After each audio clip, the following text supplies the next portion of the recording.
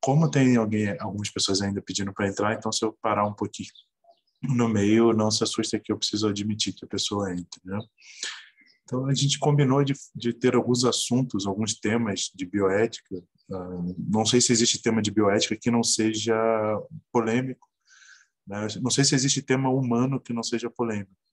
Ainda bem, né? Porque se os temas não fossem polêmicos, não seriam humanos. Não somos máquinas, temos toda a nossa bagagem cultural, temos todo aquilo que a gente carrega conosco. Talvez um dos exercícios mais difíceis para o humano seja se despir do que a gente traz conosco ao longo da vida, né? Então, para mim, isso, aquela questão de você ser neutro ou não ter ideologia, isso é uma balela, né? Nenhuma ação humana é neutra.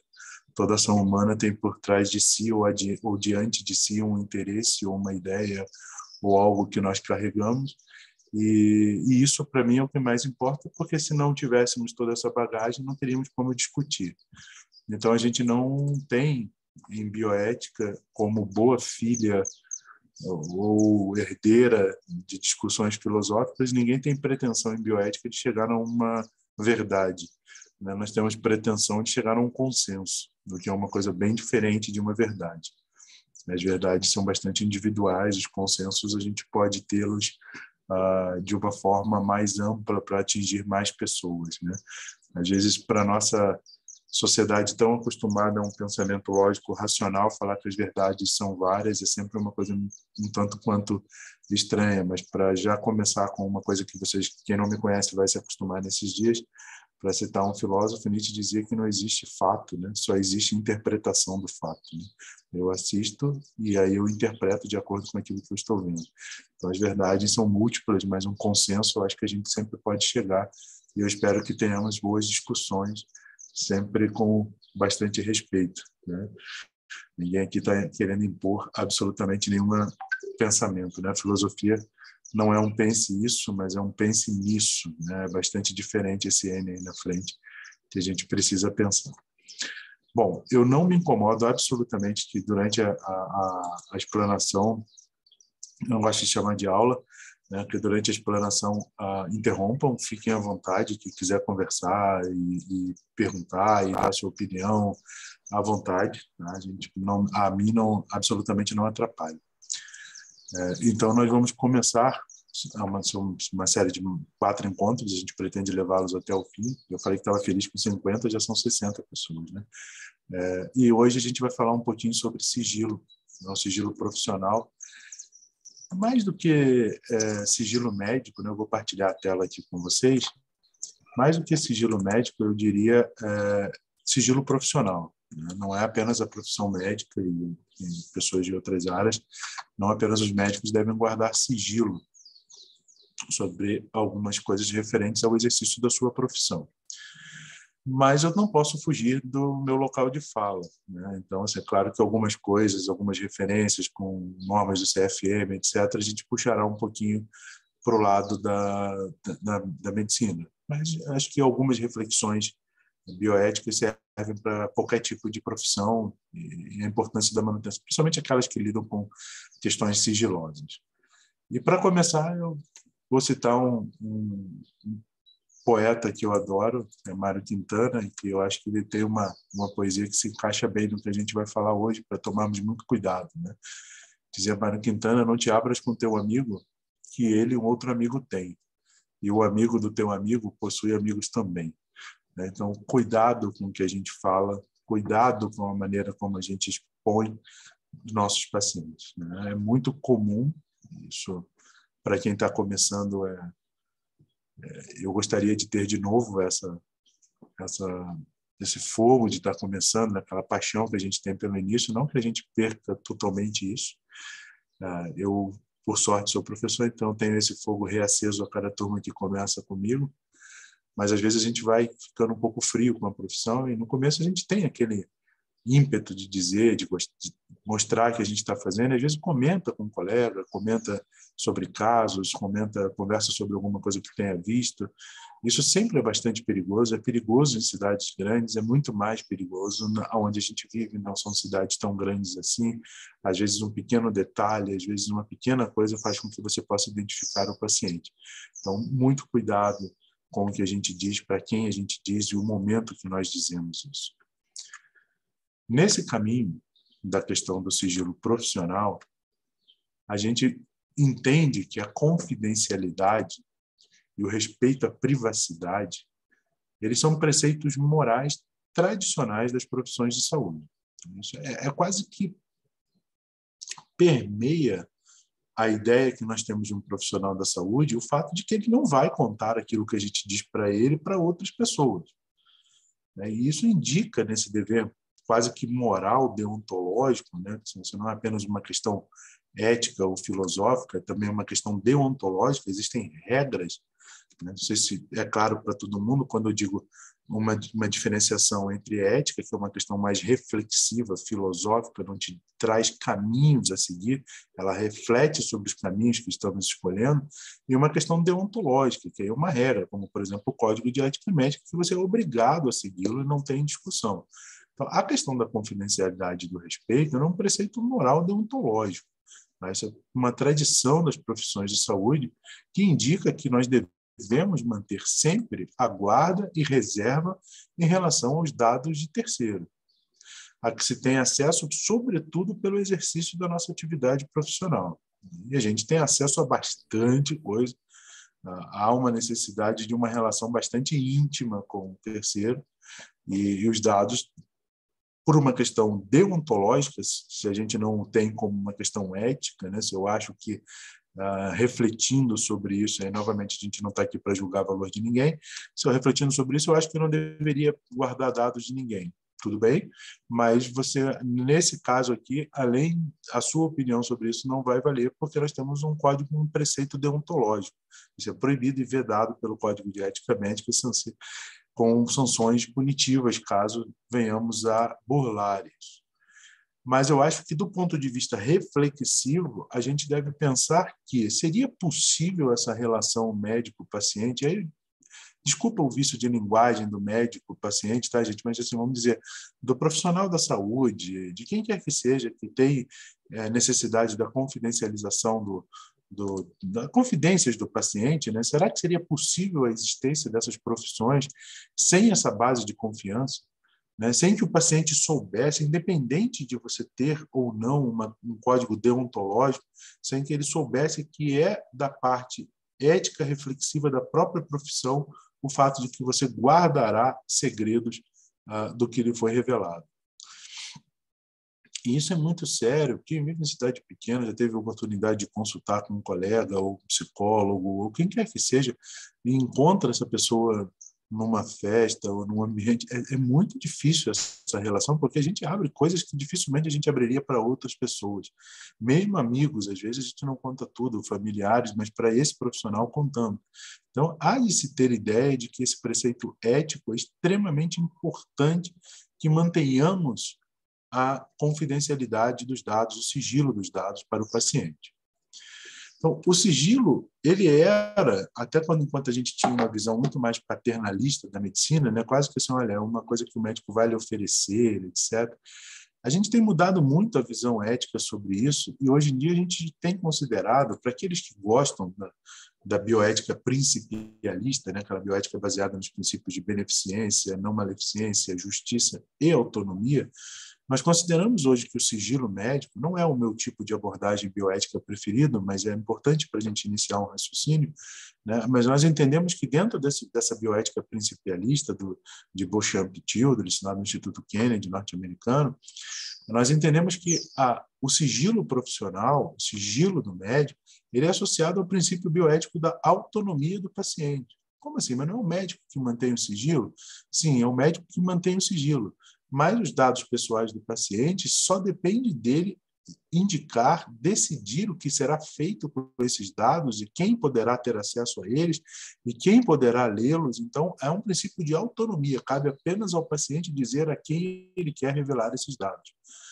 E isso, muitas vezes, temos que tomar cuidado em situações hospitalares, como, por exemplo, hospitais de escola, como nós vivenciamos, né? O paciente quer revelar para o aluno. Né? Às vezes a gente nem pergunta isso. Né? O paciente entra em sala para ser atendido no ambulatório você já está com um aluno ali, né? Às vezes ele fica um pouco constrangido, né? O poder que existe nessa relação de dizer, não, eu não quero ser atendido pelo seu aluno, né? Eu quero ser atendido pelo médico, só quero revelar a ele o que eu tenho que revelar porque eu quero sigilo sobre isso. Isso é um direito de autonomia, gente, né? Tentar perguntar sempre que possível se o paciente não se incomoda com outros profissionais. E a gente só deve divulgar esses dados, então, se não por autorização do paciente ou em situações excepcionais. Aí aqui começam as grandes discussões bioéticas, né? Que situações excepcionais permitiriam aos profissionais da saúde ou outros profissionais que devem manter sigilo quebrar esse sigilo, quebrar esse princípio ético e deontológico. Então, princípios apontados pela ética e pelo direito. E quais são essas situações? Bom, casos de notificação compulsória, previstos em lei, regulamentos que existem para a gente ter doenças de notificação compulsória, né, que o profissional deve quebrar o sigilo em virtude de critérios epidemiológicos, por exemplo, oriundos de saúde pública. A gente está vivenciando isso na pele, né? Nós estamos passando por uma fase em que nós estamos vivenciando isso na pele. Então, nesses casos, se permite a quebra desse sigilo.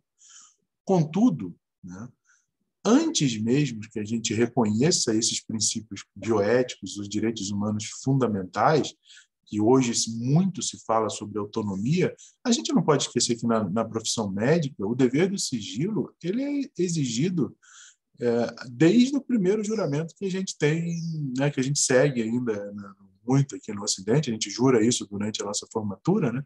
Estava lá no nosso juramento de Hipócrates, que nas casas em que entrar para exercer meu ministério, minha boca será muda sobre o que ouvir e ouvir, e o que não seja necessário revelar, conservarei segredo. Ou seja, desde os primeiros códigos deontológicos, o sigilo médico ele está extremamente imbricado no exercício da profissão da saúde. E é uma das menores queixas que o CFM tem, né, o CRM de uma maneira geral, sobre quebra do Código de Ética Médica, que é a quebra do sigilo. Né? Embora a gente saiba, assim, tá, mas uma das menores queixas, embora a gente saiba que muitas vezes a gente conversa, fala e vai atrás de uma série de quebras de sigilo, mas por incrível que pareça, é uma das que os pacientes menos se queixam. E aí, para a gente adentrar, começar a aprofundar um pouco mais a nossa discussão, a gente se pergunta, a quem pertence esse segredo? A quem pertence o segredo médico? Respeito ao pudor e à intimidade do paciente. Diego Graça é um dos maiores bioeticistas que, da atualidade, vivo ainda, espanhol. Ele diz que é mais dever do que direito. Não é só apenas o direito do paciente, é um dever do médico, né, porquanto assentado num compromisso de proteção que ultrapassa e dispensa que o paciente lhe peça isso. Tá? O paciente sequer precisaria, na concepção de Diego Graça, manifestar que ele gostaria de ter o seu sigilo mantido. Isso é um dever do médico, não há questionamento sobre isso. E ele é devido não apenas ao próprio profissional médico, mas a todos aqueles que tiveram acesso ou tiverem acesso aos dados pessoais do paciente em razão de sua atividade profissional. Qual o efeito disso? Mesmo discussão de casos entre profissionais amparados pelo dever de sigilo, ou no âmbito do ensino, por exemplo, a gente faz muito isso, né? Eu tenho um caso, olha aqui esse caso, ou veja aqui esse caso, né? Tanto quanto possível, a identidade do paciente deve ser extremamente preservada.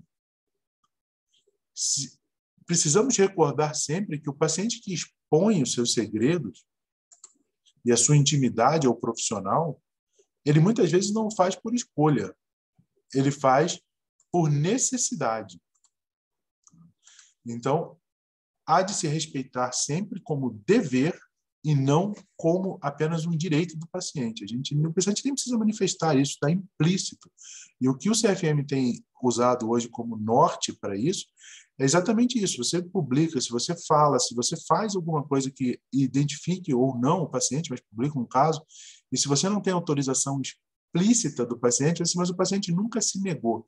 Ele não precisa se negar. É dever do médico saber que ele não pode revelar isso, independente do pedido ou não do paciente. Tá? Então, se o paciente nunca lhe falou e você revela, mas ele não me pediu, a avaliação baseada principalmente no pensamento bioeticista de Diego Graça de que o paciente não precisa pedir.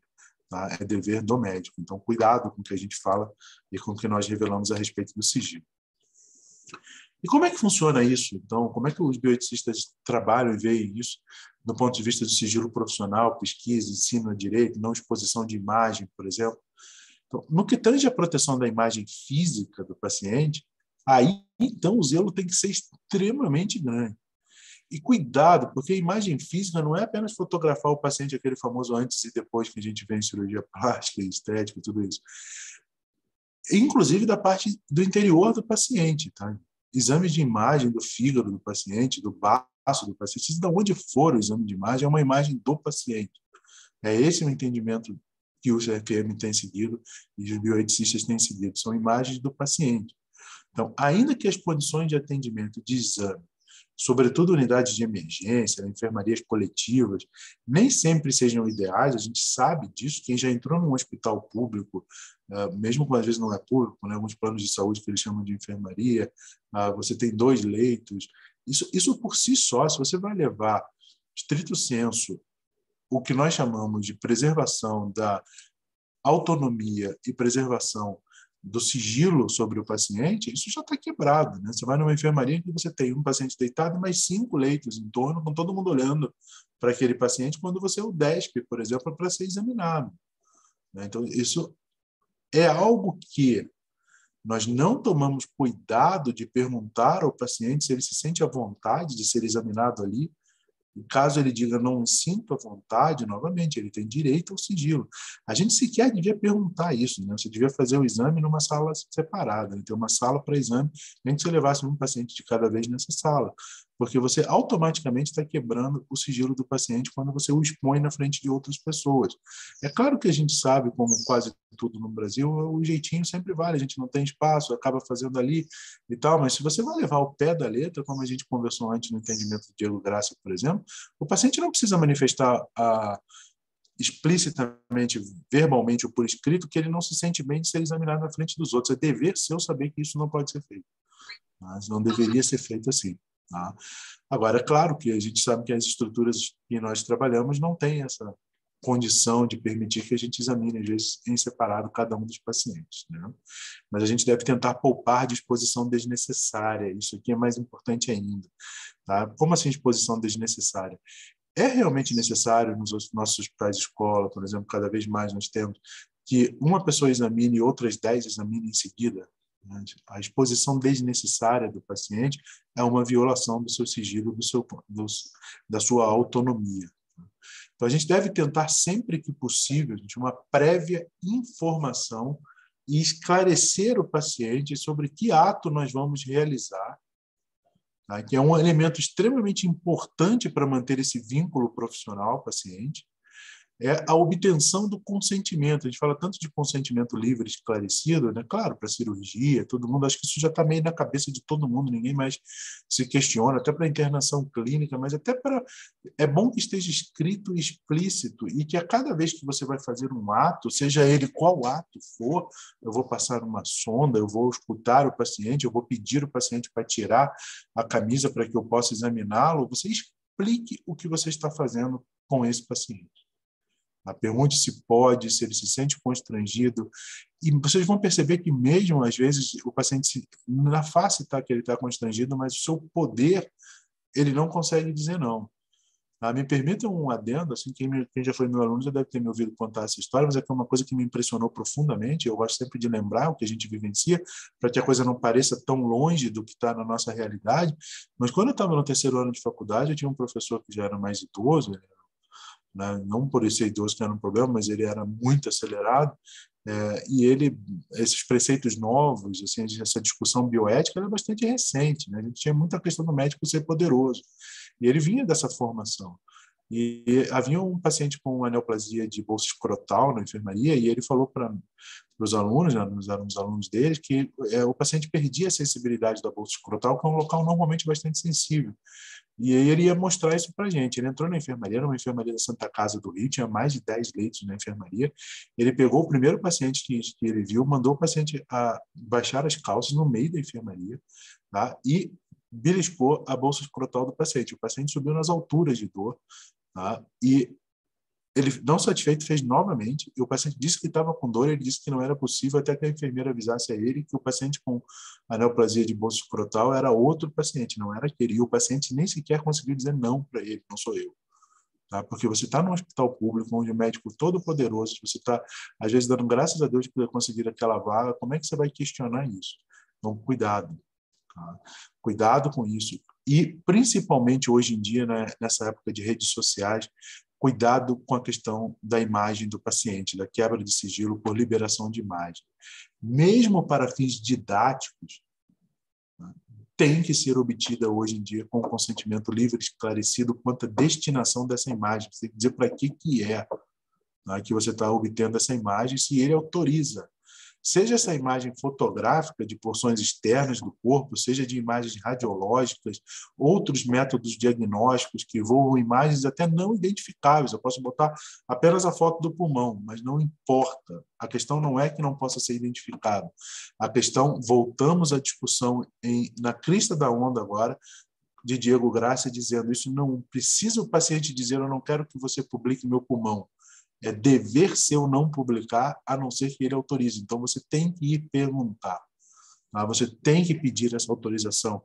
Quem tem trabalhado hoje em dia com TCC, vai colocar na plataforma Brasil, né, faz parte de um CEP, a gente consegue ver isso. Né? Existe lá o termo de consentimento para uso de imagem. Né? Já tem um termo de consentimento somente para isso. E não importa que não seja possível identificar o paciente, você tem que obter a si mesmo o consentimento de imagem. Tá? Então, ele autoriza ou não a divulgação da sua própria imagem. Então, com efeito, o sigilo há que ser observado ainda em atividades de ensino, né? De maneira que as habituais visitas à beira de leito, era o que a gente estava falando, devem ser antecedidas de informação e de consentimento. Tá?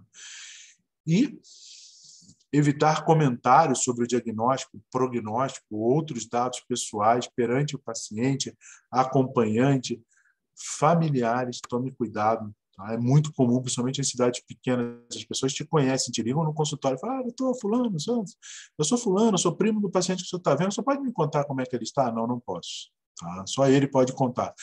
No meu caso, que eu sou neurocirurgião, neurologista, mas o paciente está em coma, ele não vai me contar. Então, você vai perguntar para o cônjuge, para o responsável legal, para quem quer que seja, mas eu não posso contar isso. Não posso contar, não, mas só foi aí no seu consultório. Não, você não está entendendo. Não é que eu não possa contar por telefone, o que é óbvio, né? Às vezes nem para o cônjuge, no telefone, tem que ser pessoalmente, mas não adianta você vir pessoalmente se não é você o responsável legal. Eu não vou contar.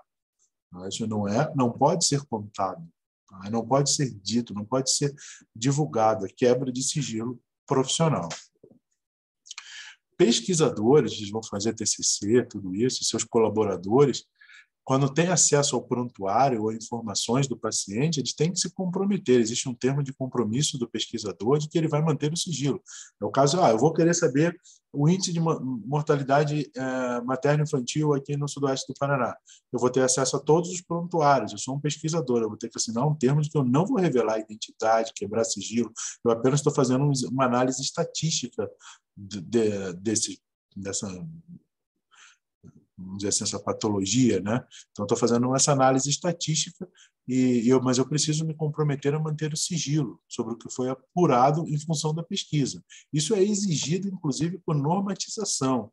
Existe uma resolução 466 de 2012 do Conselho Nacional de Saúde que todo pesquisador deve assumir e se responsabilizar pela manutenção e confidencialidade dos dados a que tem acesso em virtude de qualquer pesquisa científica. Tudo bem, estou entendendo até aí, mas isso aí não tem muita discussão, tranquilo, então está sendo fácil. Aí entramos num campo minado, né? Começam os campos minados. Sigilo médico, questões bioéticas e atendimento ao adolescente. Quando a gente está tratando de um adulto que é responsável por si mesmo, não há problema nenhum quanto a isso, ele autoriza ou não a liberação dos dados, você sabe que é um dever seu manter o sigilo. E quando se trata... não se trata de um paciente adulto, lúcido e capaz. Alguém decide por ele ou ele não é capaz de decidir. né? Quanto à criança ou adulto juridicamente incapaz, os responsáveis legais dessas pessoas são os guardiões das informações pessoais. Só a eles você revelará qualquer tipo de informação desse paciente, da qual você venha a ter ciência em virtude do exercício da sua profissão. Porém, a dúvida se levanta em especial quanto à questão adolescente. Principalmente quanto ao indivíduo se ele é o adolescente juridicamente capaz ou incapaz, né? Mas legalmente ele é incapaz, ele é menor de idade. Mas muitas vezes ele tem um grau de autonomia e amadurecimento. É o que a gente chama de maioridade sanitária. Ou seja, um paciente hoje em dia de 15, 16 anos, esse paciente tem, não sejamos inocentes, esse paciente tem relação sexual, esse paciente tem parceiros, às vezes mais de um, esse paciente experimenta drogas, esse paciente tem uma série de questões envolvidas em informações que o médico precisa saber e que esse paciente, teoricamente, perante a lei, ele é incapaz, ele é um paciente menor de idade. Porém, a gente consegue entender que é um adolescente que se vira sozinho, vamos dizer, tem uma autonomia. Então, você pode tentar, nesse caso, avaliar, principalmente se não coloca em risco a vida do paciente, uma maior idade sanitária. E aí todo mundo fala assim, mas isso é muito difícil, né? Por exemplo, eu estou no consultório, entra um adolescente e a mãe, aí a menina e a mãe, aí eu falo assim, olha, se você pergunta para a menina, assim, um adolescente principalmente, ou mesmo mais velho, 20 anos às vezes, você quer ficar sozinha comigo? Pronto, o mundo caiu, né? Assim, a mãe já olha para aquela cara, o que ele vai perguntar, o que ela vai contar. Então, nunca joga essa responsabilidade em cima do paciente, tá? A responsabilidade é sua. Você vai levantar e falar, mãe, a senhora pode esperar lá fora, por favor, um pouquinho? Eu prefiro ficar sozinho com ela aqui. E cuidaram com esse sozinho, né? Às vezes uma enfermeira junto, se é uma paciente menor de idade, por exemplo, é bom às vezes ter uma enfermeira junto. Você vai falar, vou ficar com a enfermeira por uma questão de defesa minha também, né? Mas às vezes você tem que pedir o responsável legal para sair se você acha que o paciente tem condições de uma maior idade sanitária. É difícil às vezes avaliar isso. Então, nesse contexto de maioridade sanitária, temos inúmeros autores que defendem o conceito de menor maduro ou maioridade sanitária. Esse conceito não é novo, isso foi apresentado pela Sociedade de Medicina do Adolescente já na década de 70. Tá? É uma proposta para o exercício moderado da autogestão. A gente está valorizando a privacidade, está valorizando a confidencialidade e a autonomia, mesmo que essa autonomia do adolescente seja relativa, mas nós estamos valorizando essa autonomia. Então, tal previsão especifica que tanto procedimentos invasivos envolvendo os riscos quanto as circunstâncias em que o tratamento é imprescindível também devem ser comunicados ao paciente menor de idade. E precisamos obter o consentimento dele se a gente entende que ele tem essa maioridade sanitária. Quando nós entramos num embate entre a autonomia por representação dos pais e a beneficência do menor, novamente eu estou trabalhando sempre com conceitos da bioética principialista, vai prevalecer o entendimento pró-beneficência. Por se tratar, em verdade, de uma situação de heteronomia, ou seja, você não pode pedir para alguém que não é capaz ainda colocar a própria vida em risco porque o pai e a mãe acreditam que aquilo é o melhor para ele. Se você tem informações técnicas e você é responsável por esse paciente, prevalece essa informação nessas situações de embate. Vamos trazer para a realidade, né? Porque o texto assim fica meio perdido. Um exemplo clássico: transfusão de sangue em crianças filhas de testemunha de Jeová. Tá? Os pais assinam que não vão transfundir, a criança está em risco se não transfundir, prevalece pró-beneficência, você vai transfundir. Tá? Por quê? Porque essa criança não necessariamente no futuro vai manifestar ou vai professar a mesma religião do pai e da mãe. Você tem o direito de obrigá-la a professar a mesma religião. Notem que isso não é fácil. Tá? Muitas comunidades, não estou dizendo nem do caso do Testemunho de Jeová, mas muitas comunidades religiosas extremamente fechadas, se você burla um dos preceitos dessa comunidade, a sua exclusão dela, ela é inerente ao fato de que você burlou esse preceito. E isso pode trazer complicações psíquicas e psicológicas para essa paciente no futuro enormes. Então, você vê como uma decisão abre um campo de decisões possíveis. Nesse momento, o que nós temos de consenso na nossa sociedade é que, se há esse embate, definimos pró-beneficência, e aí o juiz tem que ter um mandado judicial, né? Ele retira o pátrio poder e o Estado assume a criança ou incapaz, porque até onde a gente pode entender, por exemplo, no caso religioso, o nosso Estado é laico e aí a gente tem que dar a chance para a pessoa vir a se desenvolver. A respeito disso também, estabelece o nosso Código de Ética Médica, tá? De 2010, o artigo 74 está lá escrito: é vedado ao médico revelar sigilo profissional relacionado a paciente menor de idade, inclusive a seus pais ou representantes legais, desde que o menor tenha capacidade de discernimento e salvo quando a não revelação possa acarretar dano ao paciente. Ou seja, o paciente, se eu não contar para os pais, ele vai fazer uma coisa que vai colocar a vida dele em risco. Nesse caso, eu posso quebrar o sigilo. Mas se não for por causa disso, eu não tenho necessidade de quebra de sigilo nem com representantes legais. Isso dá quebra. Você não quebra o sigilo, mas às vezes quebra o consultório, porque pai e mãe querendo saber se o filho usou droga, se o filho teve relação com alguém, se o filho tem namorada, se o filho é homossexual, se ele contou alguma coisa, não tem ideia da quantidade de coisas que a gente tem que tomar cuidado no nosso consultório. Quando essa situação, no entanto, envolve o risco para o paciente, e aí se situam problemas como gravidez no adolescente, não está grávido, aí está entrando em risco a vida da pessoa, né? Risco de abortamento, o próprio risco da gestação, uso de drogas pesadas, ideias suicidas, por exemplo. Isso é compulsório, então, a comunicação do profissional aos responsáveis. Mas você tenta sempre estimular o próprio adolescente a contar para os familiares. Se for preciso, você pode oferecer. Eu posso estar junto com você, se você quiser contar comigo. Eu posso pedir ao psicólogo para estar junto com você. Nós vamos juntos. Ele diz: não, eu não tenho condições de contar. Aí você: olha, eu preciso contar porque isso está infringindo o código de ética, se a sua vida está em risco. Nesse caso, eu tenho que contar para os seus pais ou responsáveis, já que você não vai fazer. E aí, quando a gente fala dessa questão do adolescente, né, já aproveitamos o gancho aqui e vamos para as causas de quebra de sigilo, que é possível quebrar o sigilo. Existem, quem gosta de bioética, eu falei bioética principialista, mas existem outros tipos de abordagem bioéticas, como, por exemplo, a bioética baseada em casos, né? Casos paradigmáticos, que nós chamamos, como é o caso, por exemplo, o caso Tarasov. O caso Tarasov é um caso de um paciente psiquiatra que manifestou ao seu psiquiatra a intenção de assassinar uma colega. Aí o psiquiatra não revelou isso e ele cometeu o assassinato, e aí houve todo um processo judicial, o caso é verídico, quem quiser entrar na internet vai ler sobre o caso Tarasov, e a partir dali a gente começou a discutir, do ponto de vista ético e bioético, as causas de quebra de sigilo. A maior parte das discussões éticas, filosóficas e bioéticas se dá assim, né? O problema aconteceu, depois você tenta ficar botando panos quentes. A gente tem tentado mudar isso, tem tentado trazer, baseado num filósofo chamado Hans Jonas, um princípio da heurística do medo. Né? Assim, olha, nem tudo que eu posso fazer, eu devo fazer. Né? Quais serão as consequências disso para o futuro se eu fizer? Acho que a humanidade chegou num ponto de desenvolvimento tecnológico que ela tem que pensar antes do que ela está fazendo, pelas complicações e consequências que isso poderá trazer. Mas a maior parte das vezes a gente acaba estando apagando incêndio mesmo. Então, a partir desse caso Tarasov, assentou-se, né, situações que envolvem risco de vida para si mesmo ou para outro, inclusive com situações comprovadas ou suspeitas, claro, com razoável fundamento, né, de maus tratos contra criança, adolescente, por exemplo, doenças de notificação compulsória, agressão a idosos. Isso pode ser quebrado o sigilo para que a gente notifique os responsáveis ou as instâncias cabíveis ou responsáveis legais.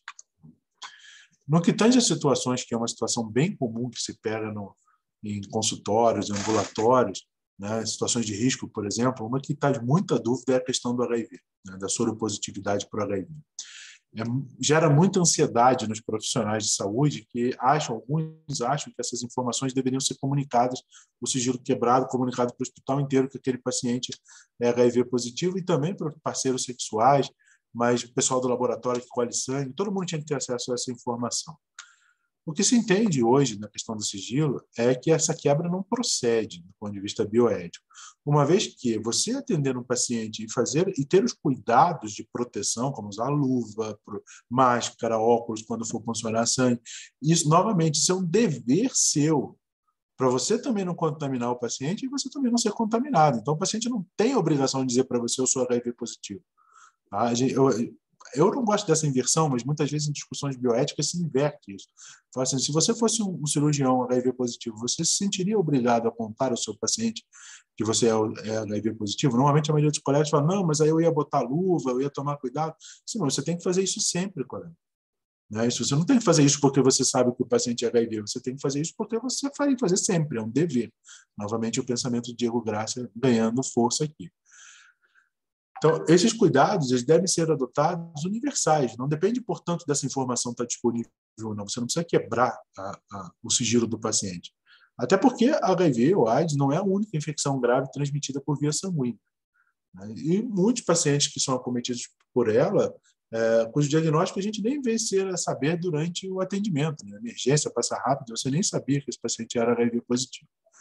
Então, nesse sentido, a gente observa o fato de uma doença de notificação compulsória ao órgão governamental próprio ser causa legal específica de quebra de sigilo, não implica, todavia, autorização para divulgar esse fato. Então, o fato de você ter uma possibilidade de uma divulgação de uma doença de notificação compulsória, você vai notificar a vigilância epidemiológica, etc., mas você não pode divulgar isso para outros profissionais ou dentro do hospital que esse paciente, por exemplo, é HIV positivo. Tá? Mesmo entre membros da equipe, a não ser que você tenha necessidade de tratamento, como a gente mencionou anteriormente. Existe uma resolução do CFM para isso, a resolução 1665 de 2003, que a gente entende como a mais condizente com uma declaração chamada Declaração de Madrid, que é aprovada pela Federação Mundial dos Médicos em 1987. Nesse sentido, a resolução prevê a informação imediata e direta somente aos agentes de saúde para os quais esse dado tem inequívoca relevância no cuidado e tratamento do paciente, mantendo-se, portanto, também nessa circunstância o respeito ao sigilo dos dados. Então, só para aquele colega que vai entrar, mesmo que precise tratar esse paciente diretamente, é que talvez você possa revelar essa informação. Mas a maior parte das vezes, essa informação, mesmo colocando em risco, teoricamente, as equipes de saúde, a gente deveria se proteger sem precisar dessa informação. O ideal é que a gente estimule, novamente, como um adolescente, o próprio paciente a ter a iniciativa de comunicar aos seus parceiros, né, evitando com isso a quebra de sigilo. Essa quebra só será feita sem a sua anuência, caso signifique que, com sua conduta e resistência, o paciente está pondo em risco a integridade de outro. Então, lembra que a gente conversou que, no caso de colocar a vida de outra pessoa em risco, você pode quebrar o sigilo. Então, o paciente HIV positivo ele tem um parceiro sexual. O que você vai tentar fazer? Convencer esse paciente a contar para o seu parceiro. Caso isso não aconteça, ele está colocando a vida desse parceiro em risco. Então, você, nesse caso, tem respaldo legal para que você quebre o sigilo. Claro que isso tem que ser comunicado à comissão de ética do hospital, comunicado ao CFM que você vai quebrar o sigilo porque ele está colocando em risco a vida do seu paciente. Tá? Então, aí você não pode ser punido de forma dolosa ou culposa se você quebrar o sigilo, mas o paciente tem que tomar cuidado para que ele não seja, vamos dizer assim, que ele possa entender isso como algo ilegal da sua parte. Mas não é, tá? Deixa bem explícito que se ele não contar, você tem o direito de contar. Gente, eu vou pedir desculpa só um pouquinho, que eu tenho um colega me ligando do hospital, eu vou parar só um minutinho e aí eu já volto aqui, tá? Só para eu ver, porque eu tô aqui. Oi? Alô? Tudo bem, Antônio? Uhum. Não, pode falar.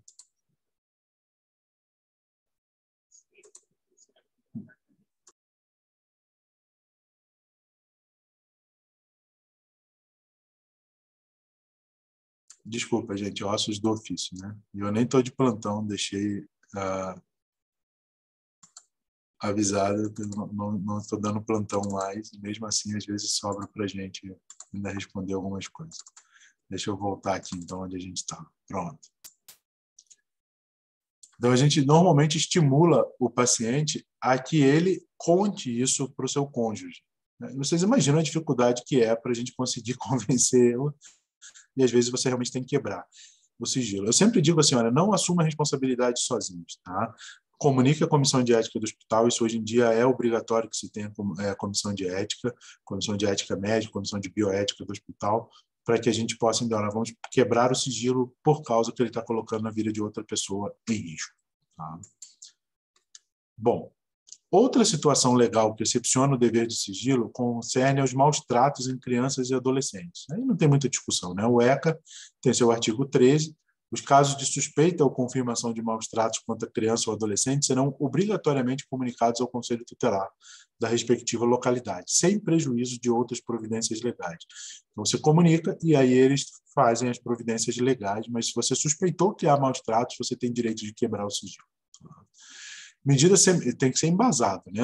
Eu só olhei, não gostei da pessoa e vou quebrar o sigilo. Não, você tem que ter embasamento. Olha, tem múltiplas fraturas, tem sinais, o médico consegue perceber isso, né? Então, a medida semelhante normalmente foi incluída também no âmbito do Estatuto do Idoso, destinando a coibir maus tratos contra esse grupo, igualmente de especial vulnerabilidade. As doenças de notificação compulsória são outra forma da gente quebrar o sigilo, consta de uma portaria, a portaria 1271 de 2014, do Ministério da Saúde. Delito penal não comunicar doença de notificação compulsória. Então, tem a lista lá do que a gente deve comunicar. Normalmente, qualquer pessoa que trabalha na área da saúde vai acabando se acostumando com essas listas, e nesse caso você tem direito de quebra de sigilo, mas a quebra de sigilo é para notificação para o Ministério da Saúde, para a vigilância epidemiológica. Não é porque eu notifiquei a vigilância epidemiológica, eu vou ali na esquina contar que eu atendi um paciente com uma doença de notificação compulsória, não. É apenas para o âmbito da vigilância. Tá? E ainda hoje em dia nós temos um outro grande problema com a questão do advento de seguradoras, por exemplo, para a gente ir encaminhando aqui para o término, para não perturbar muito vocês, que é o sigilo pós-morte. Existe já até uma resolução do CFM, que já nem é tão recente assim, de 2012, que diz o seguinte vedação: prestar informações a empresas seguradoras sobre as circunstâncias da morte do paciente sob seus cuidados, além das contidas na declaração de óbito. É muito comum o seguro mandar um papel dizendo: eu quero que o senhor preencha aqui, às vezes a própria família. Doutor, preenche para eu ganhar o seguro. Legalmente não há necessidade. Olha, as informações sobre o óbito constam da declaração de óbito. Mande para a seguradora e aí ela tem que se dar por satisfeita com isso. Tá? Senão é quebra de sigilo de informações do paciente. Existe uma recomendação do CFM também, de 2014, que recomenda aos profissionais médicos e instituições de tratamento médico clínico ambulatorial, ou seja, unidades de saúde, né, fornecerem, quando solicitados pelo cônjuge apenas, companheiro sobrevivente do paciente morto e sucessivamente pelos sucessores legítimos do paciente em linha reta ou colaterais até o 4º grau, prontuário médico do paciente falecido, desde que documento comprovado o vínculo familiar e observada a ordem de vocação hereditária. Cara, eu não tenho ideia de como eu vejo isso, eu não sei, eu não sou advogado. Teve dúvidas? Corpo de advocacia do hospital. Todo hospital, unidade de saúde, prefeitura, onde você tiver, tem um corpo jurídico. Eu posso liberar isso? Essa pessoa é autorizada ou não a ter essa informação, esse prontuário do paciente? O prontuário é do paciente, né? A unidade de saúde é apenas o guarda. Mas se o paciente é pós-mortem, somente essas pessoas estão autorizadas a terem acesso às informações. Então, a gente precisa informar a família que há uma necessidade expressa de um representante legal devidamente documentado para que essas informações sejam reveladas. Então, cuidado com essa quebra de sigilo. Bom, gente, no tocante ao paciente, então, garantia de sigilo ela funciona não apenas como fator de adesão ao tratamento. Na minha opinião, sendo bem sincero, eu acho que dificilmente muitos dos tratamentos a gente faria se não houvesse o sigilo médico, né? Se o paciente não se sentisse seguro de contar para o profissional coisas que ele não contaria para ninguém e ter certeza de que esse profissional não revelará isso. Essa confiança depositada nos profissionais, mas também é um espaço para manifestação mais fidedigna da própria autonomia do paciente, né? Porque o paciente decide para quem ele quer contar. É um mecanismo protetivo para o próprio exercício da liberdade de atendimento do paciente. Então, era isso para a gente falar. Eu falei quase durante uma hora, falei que ia falar pouquinho, mas falei bastante. Se alguém quiser comentar alguma coisa, se alguém quiser perguntar alguma coisa, se eu souber responder, estou à disposição. Assim, alguma pergunta? Perturbei Professor, muito. Diga. eu tenho uma pergunta. Diga. Numa situação em que um paciente é menor de idade, acompanhado de mãe ou pai, né, e que precisa fazer um tratamento com determinado medicamento, se por alguma razão cultural ou alguma informação que os pais tenham, que não queiram que esse menor de idade faça uso desse medicamento, qual que é a postura do médico nesse sentido? Ele tem que tentar uma outra medida terapêutica que seja consenso entre os pais e o paciente, uma conversa particular com o paciente? Como é que funciona nesse sentido? Se houver essa possibilidade, sim.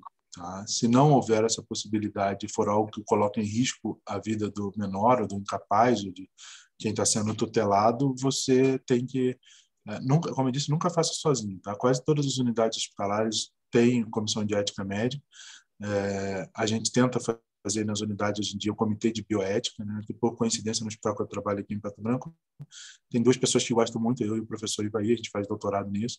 A gente tenta ter uma comissão de bioética, etc., para resolver. Então, você comunica essa comissão do hospital para que essa decisão seja tomada em conjunto, tá? E comunica ao devido poder constituído, né? Sempre há um juiz de plantão, um advogado do hospital, você quebra o poder dos pais, no caso, pátrio poder, se há risco de vida para o menor, e aí você vai fazer a revelia dos pais, tá? Para o tratamento. Isso tem que estar justificado, tem que ter outros colegas, por isso é a questão da comissão de bioética. A comissão de bioética, eu acho que hoje em dia é uma equipe imprescindível, né? Eu vou dar um exemplo nosso aqui, bem claro. A gente teve uma criança com uma síndrome genética e ela tinha que fazer diálise e não conseguia fazer diálise. Ela tinha um prognóstico bem ruim do ponto de vista genético, e ela não fazia diálise porque o colega não fazia diálise em criança, e o pediatra queria que fizesse, ele não queria que fizesse, né? E eles começaram a brigar, e a família no meio disso tudo.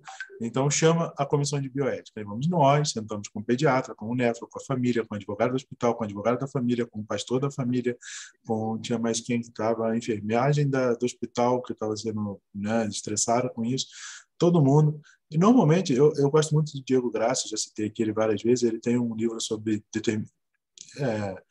decisões em bioética, né? Então, ele diz assim, olha, você tem... Quais são os extremos aqui? Os extremos eram, nós vamos fazer a diálise, fazer uma fístula, fazer diálise, hemodiálise, tudo na criança, nós não vamos fazer nada e vamos deixar essa criança morrer sem fazer a diálise. Mas, entre esses dois extremos, que nunca são bons, né? Os extremos nunca são das melhores coisas, a gente tem uma série de nuances aqui que a gente pode tentar conversar. Bom, resumindo, nós chegamos ao consenso de que nós faríamos uma diálise peritoneal, não precisa dissecar a veia da criança, não precisa fazer hemodiálise, não vai morrer por causa de insuficiência renal sem fazer nada, e vai deixar a doença tomar o curso dela natural, se ela viesse a falecer depois. Então, essa discussão, ela pode ser feita em qualquer âmbito. Eu nunca partiria diretamente aos pais, olha, eu vou quebrar o seu pátrio poder. Existem outras funções, outras medicações. Vamos tentar essa? Não, não vamos. Bom, olha, seu filho está em risco de vida, e nesse caso eu comunicarei à comissão de ética e nós vamos quebrar o seu poder, porque é um risco, e a lei assim. A lei assim me permite fazer isso, e a lei te obriga a fazer isso, tá? Você não está fazendo nem porque você quer, não, é porque você é obrigado a fazer. Se você não fizer, por exemplo, uma transfusão de sangue numa criança com risco de vida, porque os pais são testemunhas de Jeová e disseram que não ia fazer, que você não devia fazer, você pode ser processado pelo Estado. O Ministério Público pode ir contra você por negligência. Tá? Essa criança não necessariamente ela manifestará, como eu disse, a religião dos pais quando ela tiver a maior idade e puder decidir por si mesma. Então, você tem que dar a ela a chance de decidir, né? Porque senão ela não está tendo a chance de decidir, ela vai ser interrompida antes. Então, nesse caso, você tem direito a quebrar sim, tá, Neon? Entendi. Obrigada, prof. Não, Só uma coisa. Mas se for um tratamento que não oferece um risco iminente de morte ou a possibilidade de morte, mas fere o bem-estar, né, que também é um critério de saúde, né, a qualidade de vida da pessoa, nesse caso, pode ou não pode intervir? Aí, nesse caso, como não está com risco iminente do paciente vir a morrer, aí a discussão pode ser feita com mais calma. Aí eu comunicaria ao CFM, levaria ao Ministério Público, aí a discussão vai demorar mais tempo para que você tome as decisões. Tá? Mas sozinho, Obrigada. nunca assuma isso. Né? Não sei se ela estava querendo perguntar, assim, às vezes, por exemplo, do anticoncepcional, né, que o adolescente às vezes vai sozinho na consulta, adolescente, né, e quer a prescrição, e o pai não sabe, a gente, se é maior de 14 anos, a gente acaba passando, né, que não seria um tratamento que a pessoa está correndo risco, mas ela disse que traria um bem-estar, né? Uma qualidade de vida para a pessoa. Se você julga que ela tem a maioridade sanitária, que você disse aí, né? A gente usa os 14 anos, e se você julga que a pessoa está entendendo o que você está falando ali, né? Talvez fosse isso que ela estivesse perguntando, alguma coisa assim. Isso. O uso do anticoncepcional é um exemplo clássico, né, Carol? Assim, teoricamente, quando a menina vai buscar o anticoncepcional, porque ela já está tendo relação sexual, né? Então, não é nenhuma questão de você orientá-la sobre o que ela já está tendo, senão ela não procuraria isso. Então, ao contrário, né? Você dar o anticoncepcional para ela, você está prevenindo um malefício maior, que seria uma gestação em adolescente. Não que gestar seja um problema, mas em adolescente o risco para a vida dela é muito maior, ela não tem um corpo preparado para isso, né? Então, você dar o anticoncepcional, e aí, como você tem um risco para essa adolescente, está justificado que você dê o anticoncepcional, não só pela maioridade sanitária, né, porque ela já está tendo relação sexual, já é uma pessoa amadurecida, vamos dizer assim, né? Essa é uma discussão filosófica profunda, o que é uma pessoa amadurecida ou não, mas teoricamente, se ela já está tendo relação, etc., já tem um relacionamento pessoal, ela engravidar é um risco para a vida dela. Então, os pais não necessariamente precisam aprovar que ela use o anticoncepcional. Você está prevenindo um problema. Agora, você também deve, como médico, orientá-la. Olha, fulano, é um anticoncepcional, agora você tem que cuidar, você não vai ter relação sem preservativo, cuidado com doenças sexualmente transmissíveis, etc., etc., etc. Ela está numa condição de que ela tem capacidade para entender e discernir isso.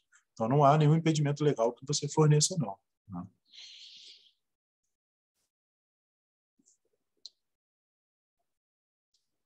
Tudo bem, gente?